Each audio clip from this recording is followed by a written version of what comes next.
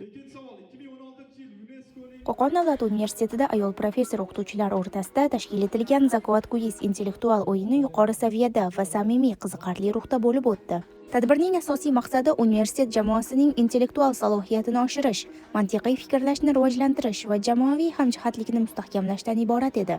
O'yinni universitetning yoshlar masalalari, ma'naviy-ma'rifiy ishlar bo'yicha birinchi prorektori Ahmadjon Husanov ochib, ishtirokchi jamoalarga muvaffaqiyat va omad tiladi. U o'yinning nafaqat bilimni, balki bir-birini qo'llab-quvvatlash va jamoaviy ruhni oshirishga xizmat qilishini ta'kidladi.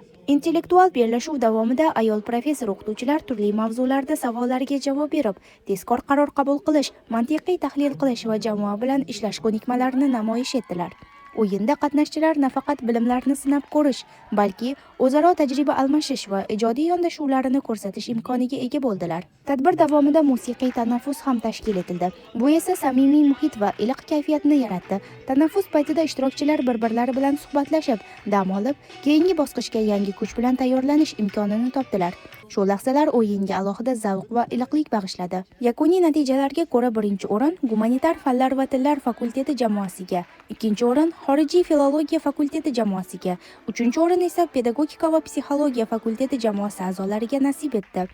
G'olib jamoalar Universitet kasaba uyushmasi qo'mitasi tomonidan sertifikat va qimmatbaho sovg'alar bilan taqdirlandi. Tadbir ishtirokchilari o'yin davomida o'zaro iliqlik, do'stona raqobat va samimiy muloqotni his etishdi. Bu esa Zakovat Quiz'ni nafaqat bilim, balki ijodiy kuch beruvchi bir bayramga aylantirdi.